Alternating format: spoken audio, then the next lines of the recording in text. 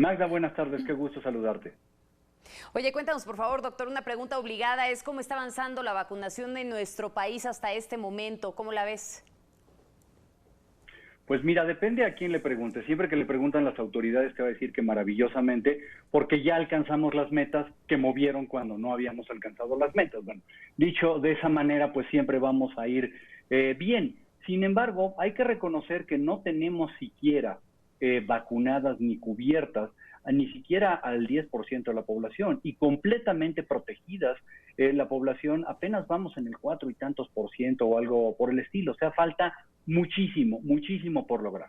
¿Cuáles son las buenas noticias? Bueno, como siempre lo digo, las buenas noticias es que México es un país que está vacunando de manera constante.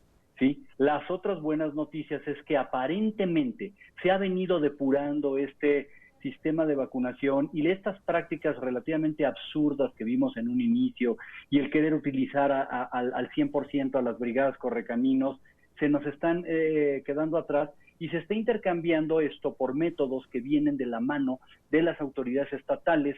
Mucho vemos, eso sí, en la Ciudad de México, lo vemos en Nuevo León, lo vemos en Jalisco, es decir, estados que tienen una capacidad de fuego mayor y que pueden involucrar a otros actores como universidades, como hemos visto ya hasta la iniciativa privada, ya estamos en el centro BBVA y cosas así, ¿no? Como que esto hace que la vacunación ya vaya tomando un ritmo.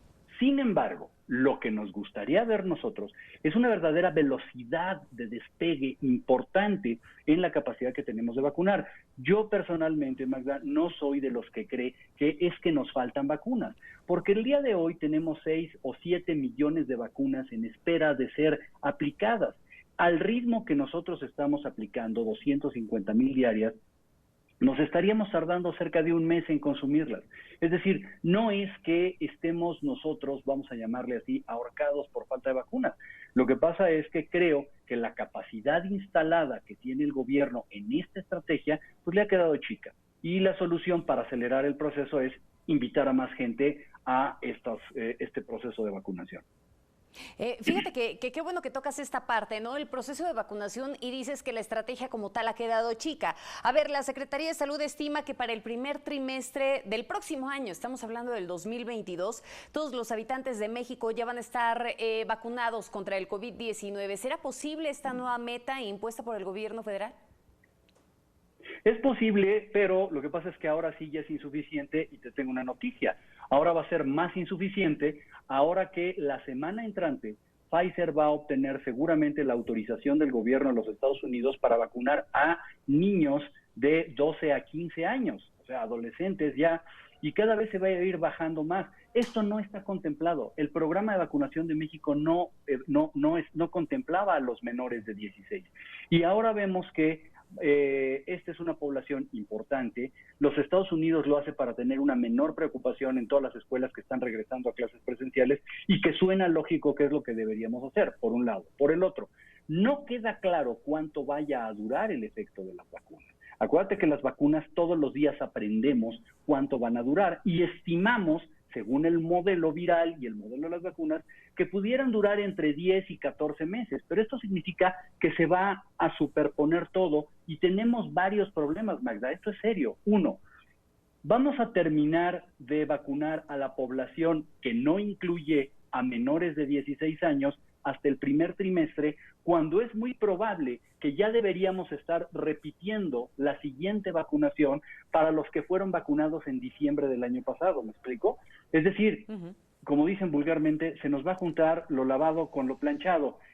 Va a ser esto una complicación muy grande. ¿Por qué? Porque si nosotros aceleráramos todo de tal manera que toda la población de México pudiera estar vacunada este otoño, podríamos sentarnos, respirar, planear y ver qué vamos a hacer con la vacunación del año entrante. Mi punto es, ni siquiera estoy convencido que el gobierno mexicano haya pensado en la vacunación del año entrante.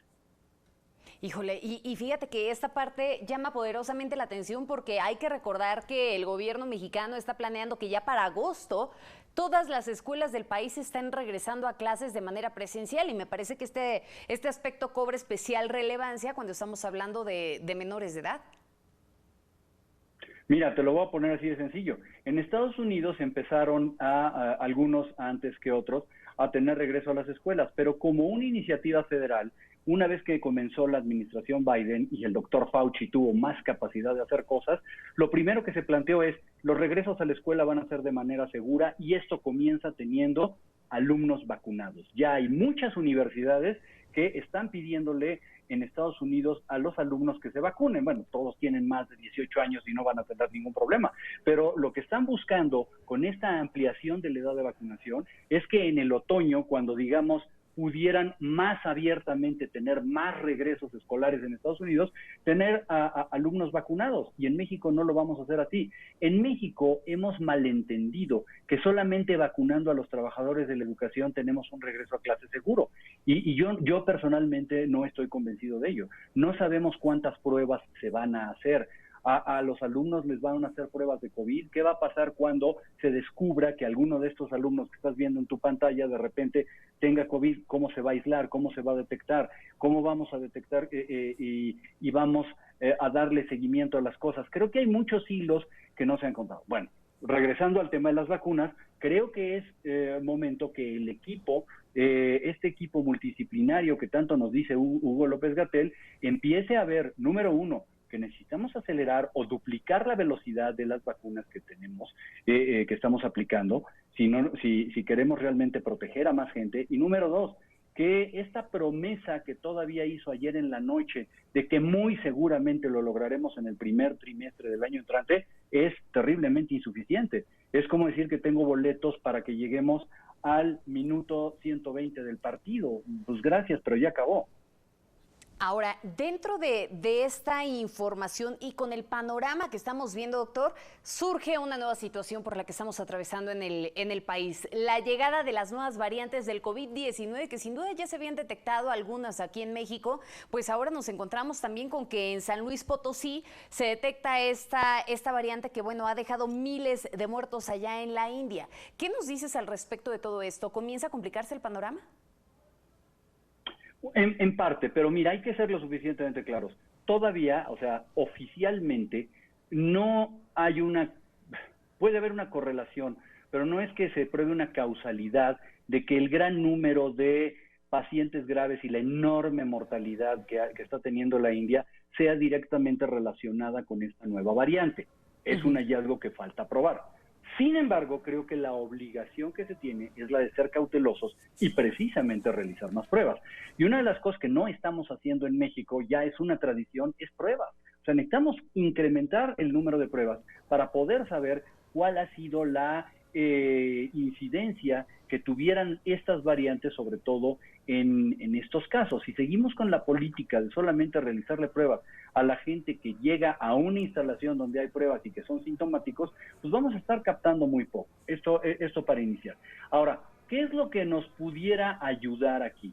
El entender que las vacunas, por lo menos las vacunas que están hechas con ARN y seguramente tal vez Sputnik, hay que probarlo, están protegiendo adecuadamente contra todas las variantes. El día de hoy, la única solución en el planeta es vacunar a la mayor cantidad de gente en el menor tiempo posible. Entre más gente vacunada tengas, vas a tener una mucho mayor posibilidad de proteger a tu población contra cualquier tipo de variantes. Entonces, esto hay que hacerlo de la manera más rápida posible. Lo que no podemos hacer, es confiarnos, y lo que no podemos hacer es, como dijo Hugo López-Gatell anoche, bueno, pensar que de momento no hay que preocuparnos. Yo no estoy de acuerdo que no tengamos cosas, creo que hay mucho de qué preocuparnos y mucho que ponernos a hacer, porque si no, vamos a tener complicaciones como las que hemos tenido durante el año pasado o como las que tuvimos al inicio de este año. La causa que ya se ve como el detonante al gran problema que tiene la India es un bajo índice de vacunación sumado a una sobreconfianza del gobierno, a reglas de distanciamiento social laxas, a una baja utilización del cubrebocas y a una mala comunicación del gobierno. Y estos son los resultados. Esperamos, nosotros aparentemente tenemos buenos números en este momento. Lo que no queremos es que por exceso de confianza nos pase lo mismo. Que bueno, ese exceso de confianza lo hemos visto desde que inició la pandemia, doctor. Pero a ver, dinos una cosa, ¿cómo se decide realmente cuándo se deben de actualizar las vacunas? Y te lo pregunto porque de pronto pensamos en aquel modelo que se sigue con las vacunas contra la influenza estacional. Tengo entendido que de forma constante se están renovando, se están actualizando estas vacunas, digámoslo así, para esas nuevas variantes que se van presentando dentro de la influenza en sí misma. En este caso concretamente, ¿tendrían que estarse generando un rediseño de las vacunas que ya de por sí existen contra el coronavirus? Es muy posible, pero estamos en una fase muy pronta. Primero que nada, hay que entender que no hemos cumplido ni 6 meses en el planeta con una vacuna. Entonces, seguimos aplicándola de emergencia y seguimos aprendiendo de la misma. Sí, en los laboratorios continuamente se están pensando. Hasta este momento, lo que han visto, por lo menos con las vacunas que están hechas de ARN, Moderna y Pfizer y esto, que teóricamente tienen una muy buena protección. Entonces, el decir, bueno, en este momento no tenemos que hacer un cambio, ¿no? Sin embargo, tenemos que hacer primero análisis epidemiológicos, realmente saber cuántos de los pacientes que pudieran estar enfermos, graves, que hayan muerto, hubieran estado vacunados. Te doy la respuesta rápida. En el caso de la India, nadie. Es decir, tantos muertos con tan poca vacunación, es claro que no estaban vacunados, ¿no? Por otro lado, lo que hay que observar es la línea de contagios y de mortalidad que ha tenido el Reino Unido. El Reino Unido dramáticamente lo bajó, con todo y que ellos tuvieron unas de las variantes que se dicen más agresivas o más contagiosas, solamente vacunando. Entonces, aparentemente la solución es vacunar. Si las vacunas llegan a empezar a cambiar sus datos de eficacia o todo, es algo que los laboratorios van a estar monitoreando y los gobiernos van a estar monitoreando, y seguramente para las futuras iteraciones de esas vacunas empiece a haber modificaciones, que de todos modos las investigan diariamente, ¿eh? Oye, y ahora bien, ahora que pienso en todo este proceso de las vacunas y demás, leía una nota en donde recientemente se comenta que Argentina ya comienza a tener algunas fricciones con AstraZeneca por aquello del envasado de las vacunas en nuestro país. ¿Crees que esto pueda llegar a suponer un problema a futuro entre México y Rusia? Ya ves de que también ya se está ofreciendo México para poder llevar a cabo el envasado de la vacuna Sputnik. Lo único que tenemos que garantizar es que tenemos la capacidad de cumplimiento. Y aquí son dos aristas. Una, que nosotros podemos entregar los productos envasados como los está pidiendo el fabricante, con las características que se tiene en tiempo, forma, etcétera. Decir, sí, mira, eso es lo que yo pedí, o yo como fabricante, oye, espérame, no me conviene cómo lo estás envasando o los tiempos que te estás tomando, etcétera. Y por la otra parte también hay que decirlo, y esto lo digo yo desde el punto de vista de el consumidor propiamente, si lo que estamos haciendo realmente es un trabajo de calidad. Si podemos cumplir eso, creo que no tiene ningún problema.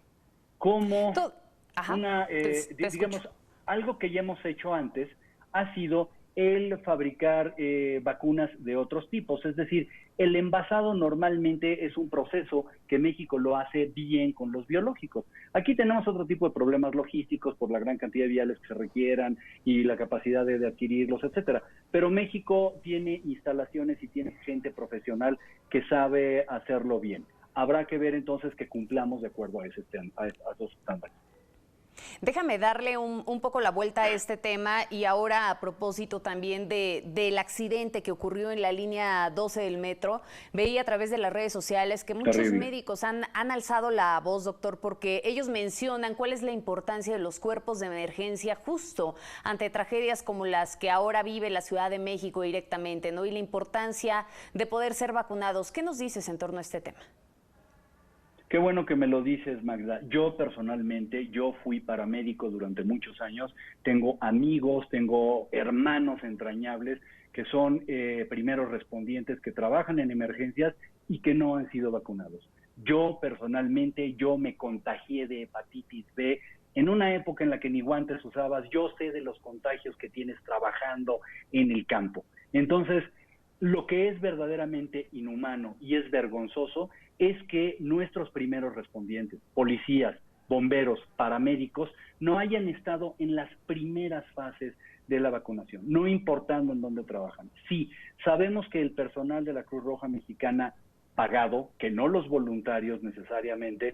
Sabemos que mucha gente, la gente del Escuadrón de Rescate y Urgencias Médicas de México, algunos de los grupos que dependen de algunas ciudades y estados sí han sido vacunados, pero hay una gran cantidad de profesionales y de voluntarios que realmente se la juegan día con todo tipo de pacientes y que no han sido ni tomados en cuenta ni invitados.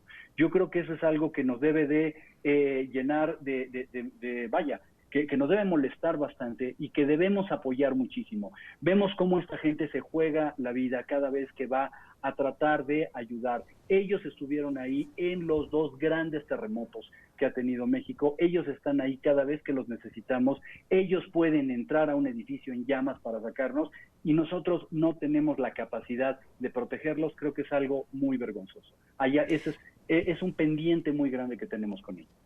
Uno de los grandes pendientes. En efecto, doctor, como siempre, un gusto poderte saludar y conversar contigo. Muchísimas gracias. Hasta luego, que estés muy bien.